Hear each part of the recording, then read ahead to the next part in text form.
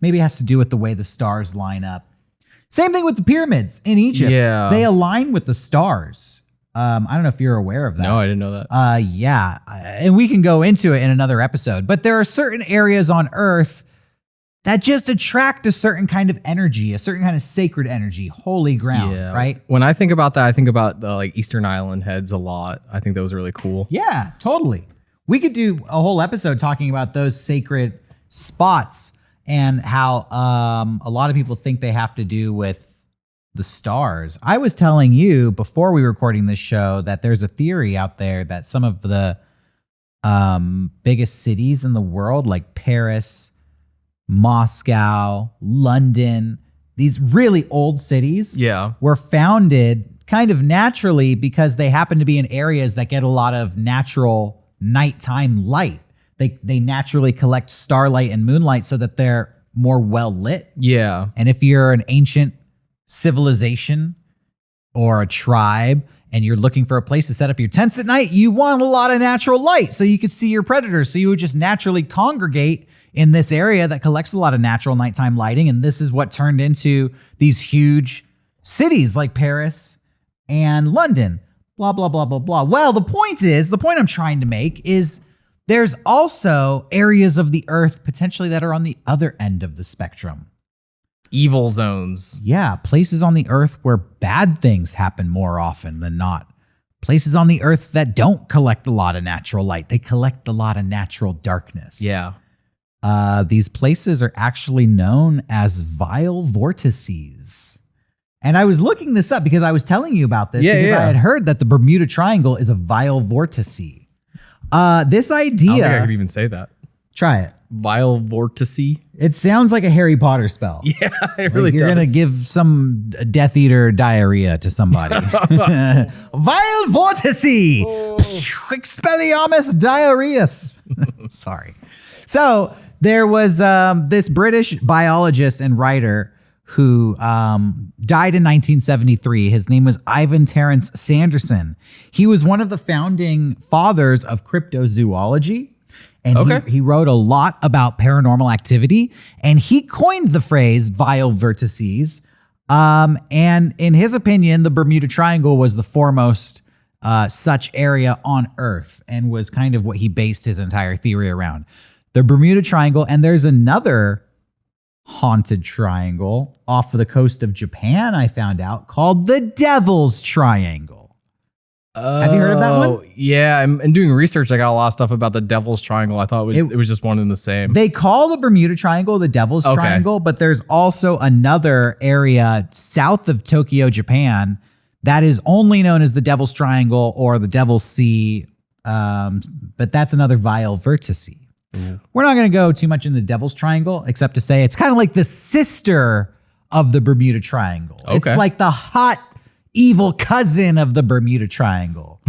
There's more than one Bermuda Triangle type patch of ocean out there.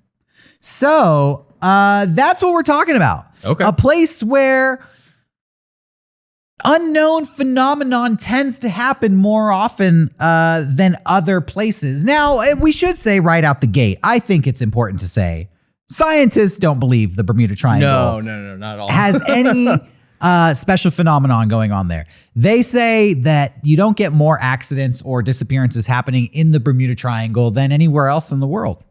I was surprised to learn there's a lot of typhoons around there, though. There is a lot of natural phenomenon. Yeah. It's like called Hurricane Alley. Yeah. For anybody who doesn't know, the Bermuda Triangle is these 3 points triangulated. Miami. Yeah. San Juan, Puerto Rico, and the island of Bermuda, the Bermuda Islands. There's a couple of Bermuda Islands. Yeah. That's where it is. So Florida, San Juan, Puerto Rico, and then Bermuda. Boop, boop, boop. Right there in the Bahamas. You okay? Oh, you're doing you're doing the Bermuda Triangle. And I like your first thing to say was, "Are you okay?" Are you okay? I didn't know. I thought you were signaling to the ghosts or something. Yeah. When I do this sign, we have to end the podcast. Well, I was going to say that the whole mythos of the Bermuda Triangle, I don't know if you know this, it started in 1950. Yeah, I did. I did read a bit about this, but I would love to hear more. Well, the Miami Herald published a story on September 17th, 1950, written by somebody named Edward Van Winkle Jones. What an amazing name. Probably name. my favorite author ever. Just based on the name. That sounds like a person that would be in like the play Guys and Dolls or something. Clearly, you've never seen Guys and Dolls, where the characters are named Nathan Detroit and Sky Masterson. I mean, that sounds like similar to what you said, like Robert Edward Van Winkle Jones. Yeah, exactly. Hey, what's up, Nathan Detroit? Not much, Van Winkle Jones. We gonna be shooting craps later? Oh, it sounds pretty good. It sounds similar to me. You don't know what you're talking about. I don't. It's I'm okay. not a Have you seen Guys and Dolls? No, I worked in the tech crew. I was in Guys and Dolls. I worked in the tech crew for Guys and Dolls for like a week. Oh no! And you got kicked out? Yeah, for making out. What? Behind the- Hold the phone. We're not talking about the Bermuda Triangle anymore. What? Oh, you were kicked out of theater for making out? Yeah, it was Who were you making out with? just the girl I was dating who was in theater. Dating. Was she in the play? I don't recall. Wow, you guys had a really close bond. Nah. How many dates did you go on? Dude, I don't remember. It was like What was her name? Maria. That is a made up name. It's not. It really was Maria? Yeah. Was she Italian or She was like Latinx? She was some type of Russian. Oh, okay. If I hear the name Maria, you Yeah. got to be either Italian or Latinx. Yeah. Yeah. No, it was just like there was in the backstage area there was a couch, and the casting couch. and This is turning into a lot of video. the tech, like a lot of people just be chilling there talking instead of setting up the sets. And one day the head like tech person was like, "All right, everyone get out. Like you're done." Cause like it was just like a bunch of us just chilling and smooching and shit. So that's what happened. You were making out in a room full of people? Yeah, I mean, it's high school, bro. And the head of the tech department, was this an older like teacher? No, it was another student. She was just like, "All right, if you guys aren't gonna work, you just go." And I just didn't come back. Oh, Yeah. a student kicked you out. Yeah. Well, that's embarrassing. Yeah. You should have asserted your authority. You should have thrown your arm around kinda Maria and be yeah. like, "Ha, we ain't leaving." We ain't leaving. Just go right back into making out. I don't think I think I was always just staying after school regardless. So I was like, you know what? I'll do this tech shit. And then it was like, nah, it's too much work. And so I was fine with going home and not doing it. What about the relationship with Maria? Where are you guys going to make out? I had a car then and we would make out in my car a lot. Oh, nice. And how did it all end with Maria? Did she dump you? Did you dump her? Don't remember. Wow. I think I dumped her. I'm amazed that you don't meticulously recall every minute of every relationship you ever had and treasure it. I know it doesn't look like it, but in high school I was cute. I don't know. I got a laugh from off stage. Yeah. But yeah, I was a stud in high school. Tell us more. No. What was your number one secret to getting action from Johnny the Stud, ladies and gentlemen? Action. It was like making out at a mall. And in the you know, like green those room, like and backstage and in your car. You know, in like high school when you see like those like you were like a make-out machine. yeah, like those fucking kids with like the fucking Naruto headbands that are like touching each other, like looking at each other. Like that was me. That was you? Yeah. Did you really have the Naruto No, I'm just headband? saying, like, you know, those fucking cringy ass, like. What do you think is the cringiest romantic encounter you had in high school? I don't know.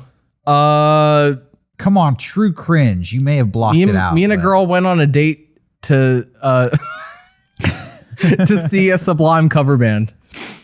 Oh, well, that's not cringy. That's pretty cringy. Sublime. Dude, you're in San Diego right now. Yeah. Going on a date to see a Sublime cover band is like par for the course. Yeah. It's hard not to find a date that involves a Sublime cover band in San Diego. It was in New Jersey at the time. Okay. And what'd you do? Make out in front of Sublime and they asked you to leave? Yeah. Yeah. Rome came out and said, "Get the fuck out of here." No, it was a band called Badfish. Okay. Nice. Well, We now resume our regularly scheduled programming. I don't even know where we left off. Yeah. Talking about the Bermuda I don't Triangle. know either. I don't know why we went this so. Oh, yeah. I remember. Oh, the comments are going to be fucking mean this episode. Edward Van Winkle. Yes. He wrote the article for the Miami Herald that first suggested that this area, known as the Bermuda Triangle, had, paranormal activity going on and that there were a lot of disappearances happening. And he specifically cited an event that happened in 1945, which has come to be known as Flight 19, which was the disappearance of 5 airplanes and 14 airmen. I will get into all the dirty details of Flight 19, what we know, what we speculate happened, but I've been grilling you and talking. Let me hand over control of the episode to my co-host Johnny. Oh God, I wasn't ready. You take the reins now. We talked so much about my high school life that I'm gonna skip my first thing because it's not even good. We set the bar too high. Yeah, we set the bar episode. too high, so I have to go to the good shit now. That's good. That's a bonus. I wanted to talk about some weirdness that I learned about from the Bermuda Triangle. I read a lot about the stories of, ships sinking, and I kind of hit the same thing over and over again.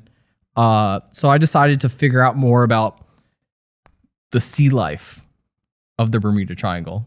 Okay, marine biology. Yeah, so marine biology. Is there bizarre marine biology happening in the Bermuda Triangle? They're haunted? I think so. Ghost sharks? So I need to go back 1,000,000 years now. So okay, we're going way back. There's a book called The Truth About Animals. It's written 1,000,000 years ago. By Lucy Cook. Okay. That claimed that Aristotle was obsessed with eel genitalia. Hold on. Yes. What? Yeah. Aristotle. He was obsessed with eel genitalia. Aristotle, the personal teacher of Alexander the Great, famous philosopher and scholar from ancient Greece. Yes. Some people regard Aristotle to be the most influential human being who ever lived in the history of the world. Did you know that? No. I saw real quick. Yeah, go for it. A list, some like History Channel list, and it was like top 500 most influential people who ever lived. Jesus Christ was number 3. Oh, fuck. Leonardo da Vinci was number 2. Okay. And what I thought was interesting is what they said about Leonardo da Vinci was they said he had a personality combination, his level of intelligence and his physical skill and his musical skill, and he was good at everything. Yeah. And they said auteur. They said that kind of personality comes around once every 1,000 years, which I just thought was an interesting concept. But Aristotle was number 1. Yeah, wasn't he kind of technically like the first critical thinker? He influenced so many people who were influential in their own right. Yeah. And he came thousands of years ago and is still highly influential to this day. And apparently was obsessed with eel genitalia. Yeah. You tell me? Let me tell you about this shit. In the 4th century, Aristotle would find eels, slice them open in hopes, just like to get a glimpse of genitals. But he found nothing. Do eels not have genitals? Apparently, eels do not have any genitals. Oh, so Aristotle noticed this and he was like, I'm Greek, and I seeth all animals have the genitalia niosa. And this drove him fucking crazy. Except the Ilios. Where is the Ilios' genitalia? He did this all on the island of Lesbos, too. So. I must go to the island of Lesbos and get as many Ilios as I can and find the hidden genitalia. Also, like, sorry, everyone. I got carried away. I drank too much. He would fucking cut them open, like, because he would get so upset because he was like looking at them. He's like, "What the fuck? They're all smooth." And he'd be like, "Oh, they must be inside." And he'd cut them open, and be like, oh, "I don't like the way you're telling this story. You're making it sound like it started off nice, and then he got frustrated, and then he just started cutting the eels open because he was so enraged he couldn't find the genitalia." That's how I imagine it. Like, he's just like, All right, eels. Yeah, I'm taking all I can take, and I can't take no more. I'm getting the fucking knife now. It's like a Tom and Jerry cartoon. You're gonna show me what I want to see. I'm Aristotle. So after Oh my god. so after a couple of years of research, he concluded, wrongly by the way, he was wrong. So That baby eels just emerged fully formed from mud. He wanted to figure out how eels mate. Oh. So he's like, I can't find any genitals. By the way, isn't that what J.R.R. Tolkien said? That's how orcs are born? I think so. Don't they just come out of the mud fully formed? That was confusing. He must have based it on Aristotle's eel hypothesis. He couldn't find any orc balls, so he's like, they're coming out of the mud.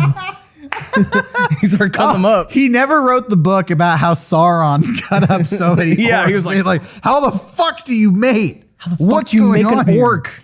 Oh, they come out of the mud. I feel like I'm like lost where I was. We're lost in the eel sauce. We're lost in the eel sauce. So yeah, he concluded that they just emerged from mud as fully formed eels. Okay, Aristotle. Now he got bumped down, second most influential now. So like over the years, naturalists tried to figure out the same thing, like how do eels mate? And where do baby eels even come from? Okay. I have a list here of some examples that happened over the centuries. Real quick, can we just skip to the end? Did science ever figure this out? No. We still don't know. Thousands of years later. There has never been no scientist has ever been witness to eels mating. No one knows. There is a theory on what is happening. The theory in modern times is that a male and female eel will like, in like cartoons when they get into a fight and it becomes like a dust cloud and there's like fists everywhere. Yeah. They figure that eels do that and just spray like sperm and eggs at each other. Okay. That's the theory. The scientists actually don't know because they don't have any glands. So when Blanca just hops on and starts chewing on you and all the electricity engulfs both of you, he could be mating with you. Yeah, exactly. Because that's pretty much what scientists describe eels fucking looks like. Yeah. Same thing. Wow. This is the best episode of Mega Strange. I'm glad you like I this. think this is the most strange topic we've ever covered. I'm glad. Initially I wasn't going to go this far back, but I was like, I need to hit the Aristotle mystery. So my next question, and I'm sure everybody at home is wondering the same thing. What the F does this have to do with the Bermuda Triangle? Okay, fuck it. I'm going to skip all this shit. Well, if we're jumping fine. around, don't let me cut you off. I pretty much gave the gist of it. There was just a couple of things where like, over the years, medieval people tried to figure out like how they do it. And there was just a couple funny ones with like medieval times. They thought that eels were transmogrified forms of bastards of children. The priests.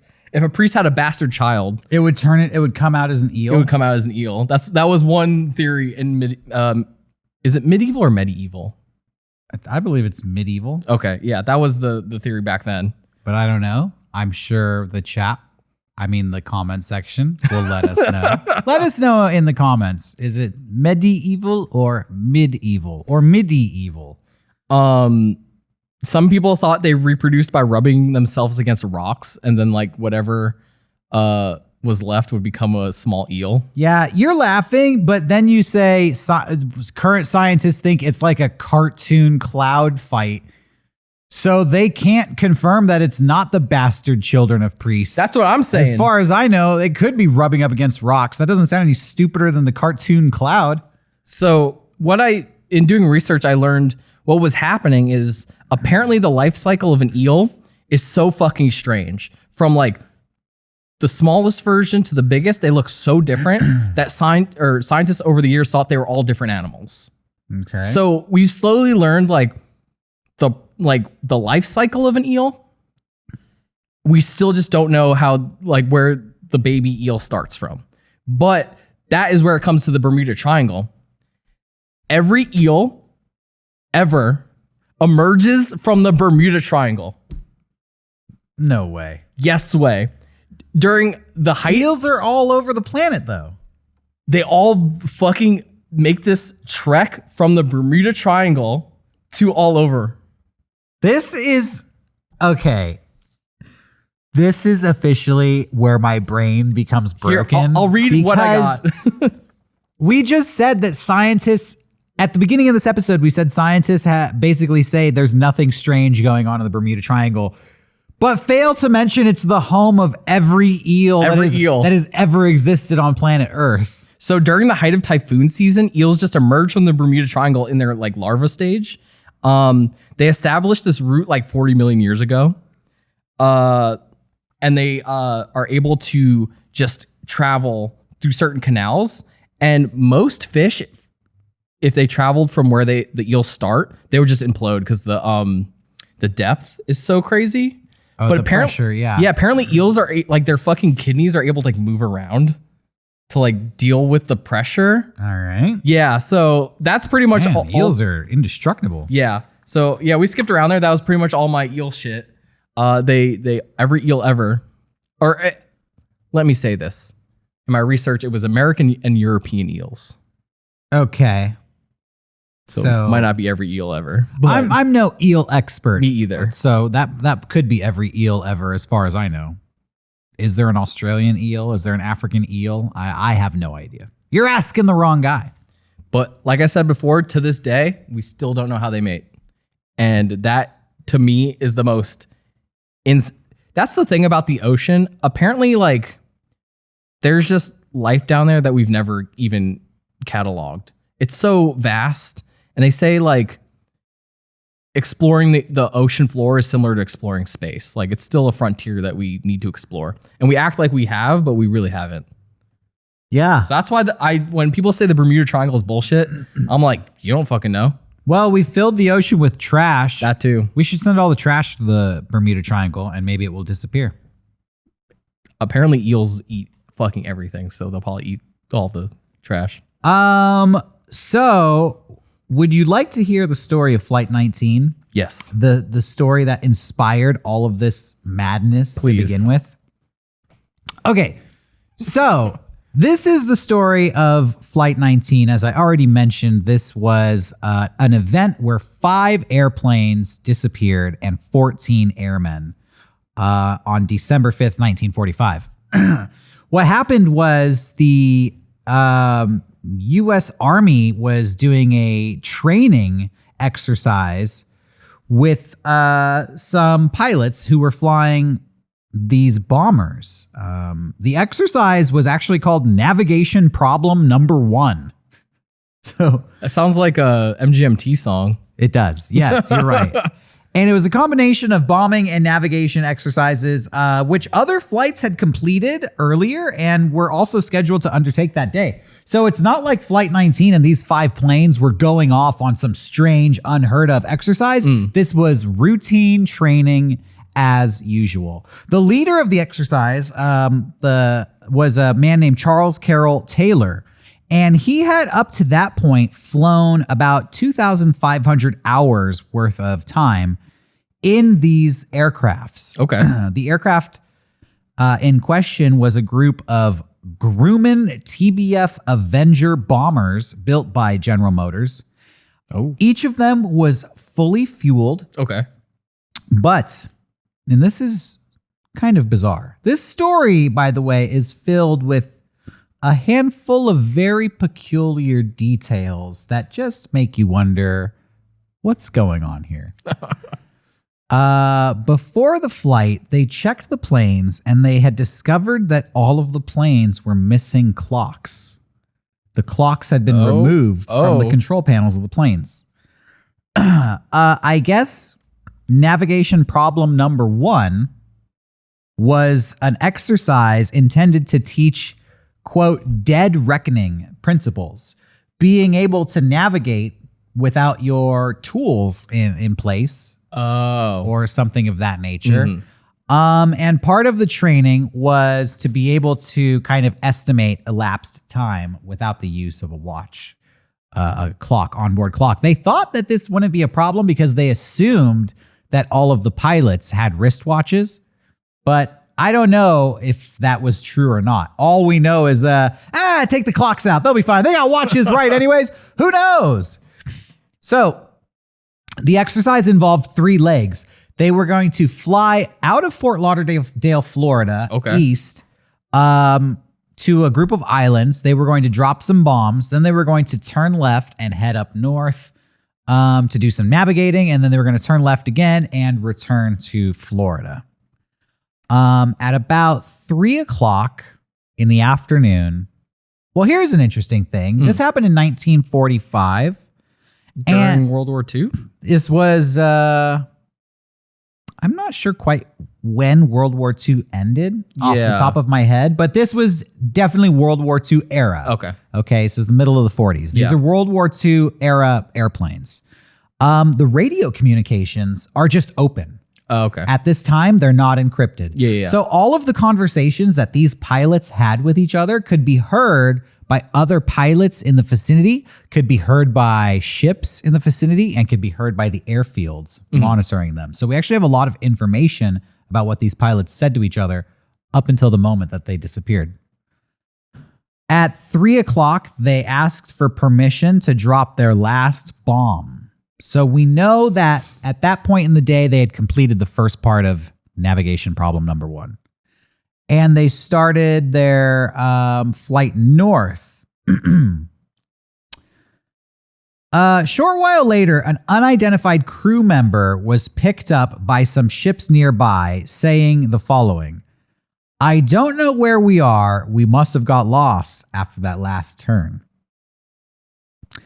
The leader of the group then started radioing the airbase back in Florida, asking if they could help him determine his position.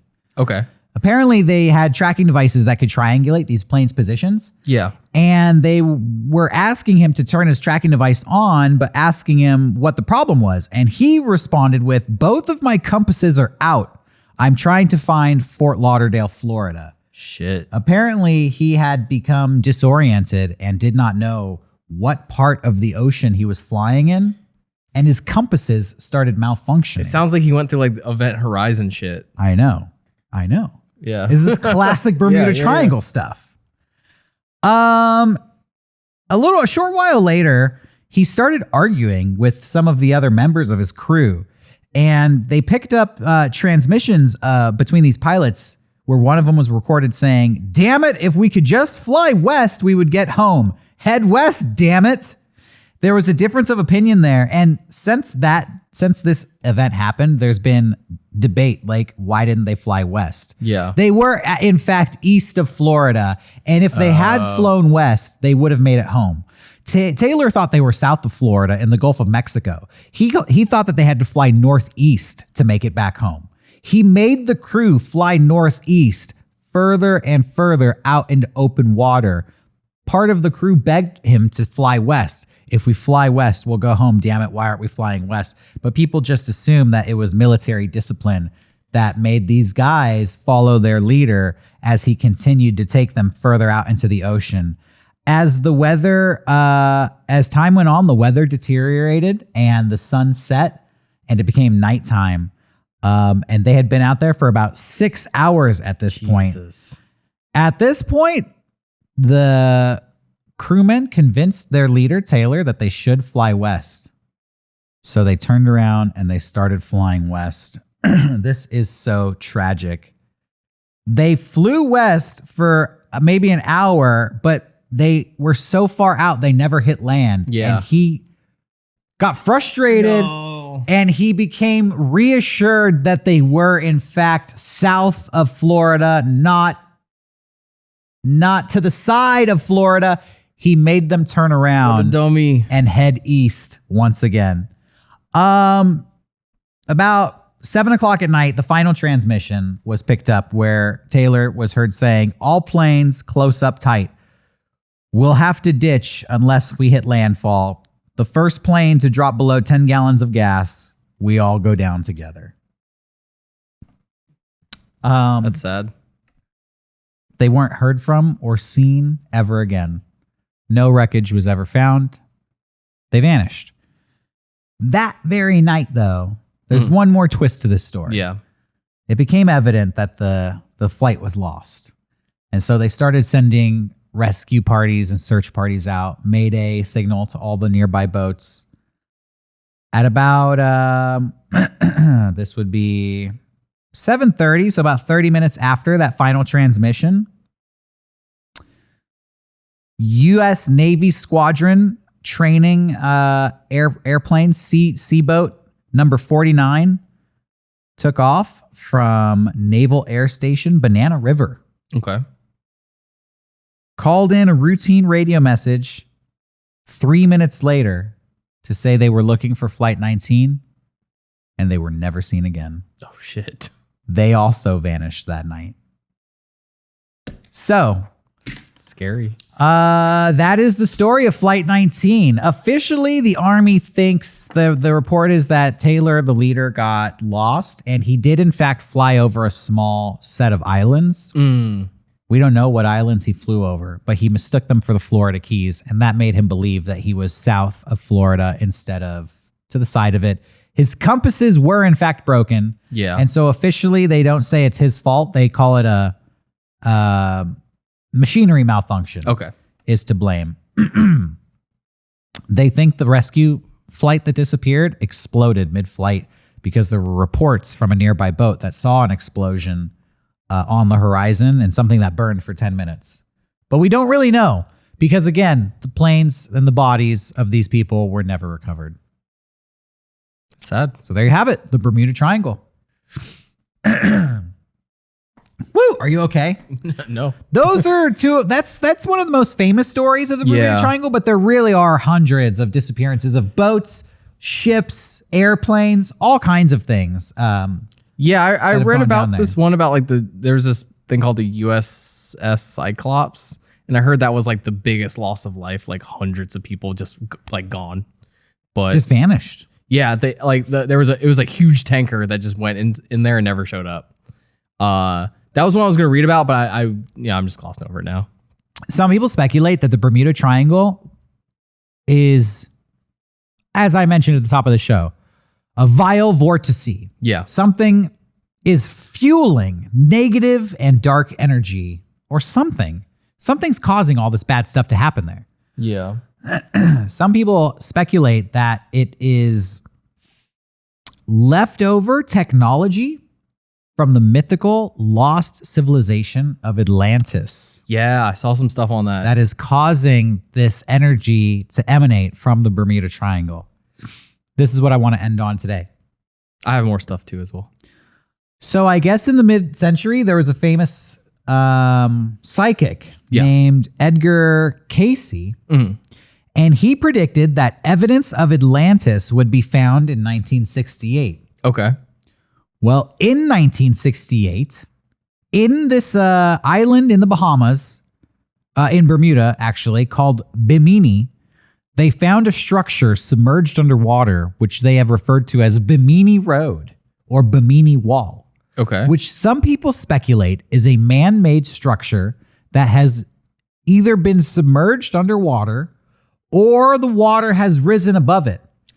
Oh. The story of Atlantis is it's an ancient civilization that fell out of favor with the gods and plunged into the ocean. Mm-hmm. People think that the discovery of Bimini Road coincides with Edgar Cayce's prediction that in 1968 we would discover evidence of Atlantis. They think Bimini Road is that evidence of Atlantis. Oh, shit. They think that points to the hypothesis that Atlantis is fueling whatever is going on in the Bermuda Triangle. Come on, Aquaman, fucking save the people that drown. There you have it, folks. You've heard of the Bermuda Triangle. You've heard of Atlantis. You've heard of the disappearances.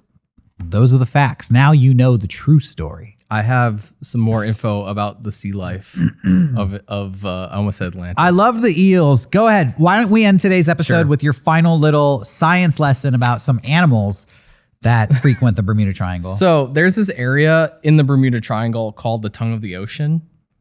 It's it's like a sea shelf, I think is the term, where it's just like pretty okay, and then it just drops off, and there's just like that, like the depth just plummets.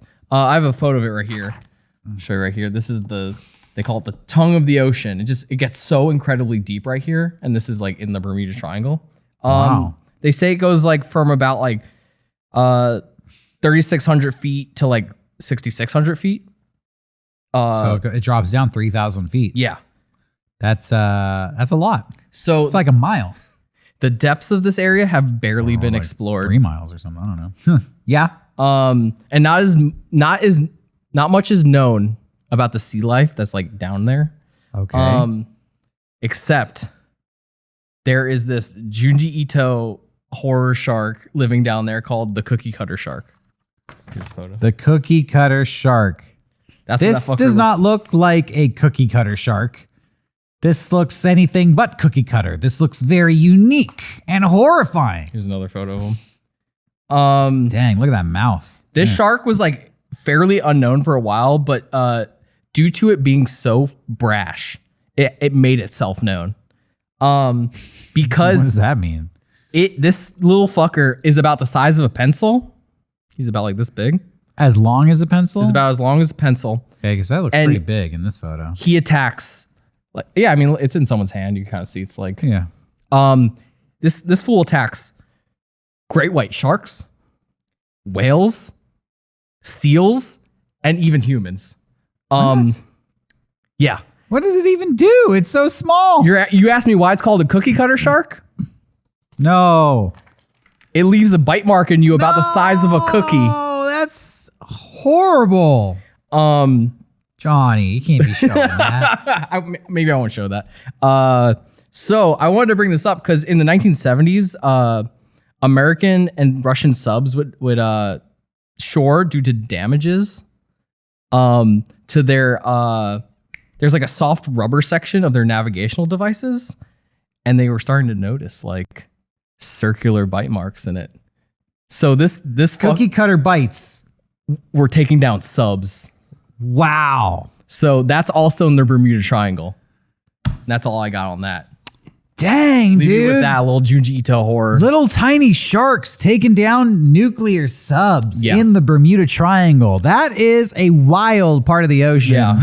And I don't wanna go near there. With that mental image, I think we should end today's Yes. episode. It's been fun. I really like talking about the Bermuda Triangle. Yeah. Learning about eel sex, learning about cookie cutter sharks, Learning about my life in high school. learning about teenage Johnny's sex life, talking a little life. bit about Atlanta and Atlanta. Atlantis and lost civilizations. Speaking of which, I would love to do an upcoming episode about lost civilizations because yeah. just scratching the surface of this Atlantis stuff, it was 3 episodes worth of content there. But yeah, I enjoyed learning about the Bermuda Triangle. Me too. I'm trying to think Uh-huh. of a call to some prompt for everybody to leave a comment on, but I don't know because I doubt anybody has ever been to the Bermuda Triangle or had an experience that is relatable to the Bermuda Triangle. I was baffled to learn, sorry to bring it back to an older episode, kids still be fucking snorting pixie sticks. I was not surprised because some things never change. I thought now that kids have like cell phones and stuff, they wouldn't be doing that, but apparently they're doing Well, you it. can't snort a cell phone. You got to Yeah. snort something. Might as well be a pixie stick. Hey, if you like this episode, go ahead and subscribe to us on YouTube Yeah. and turn on notifications. Leave a comment, engage with our episode, and you know what? Post it somewhere. Share it with somebody if you think they'll enjoy it too. You can also follow us on Instagram at the Mega Strange Podcast. Mega Strange Podcast on Instagram. Follow me personally at Derek Acosta only. You can follow me on Instagram, catboy_slim.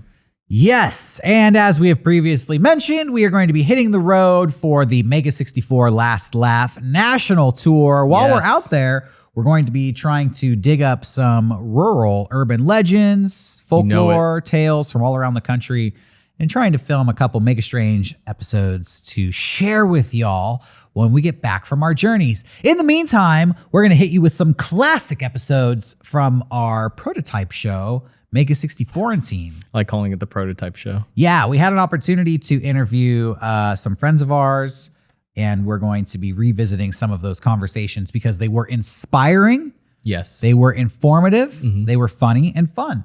So you want to be sure not to miss those. And we will be back in 2 weeks with our Road Diary episode. That's going to be very exciting. Thank you, everybody, for tuning in and for watching. And we will see you very soon with more episodes of Mega Strange. Keep on trucking. Keep on being strange.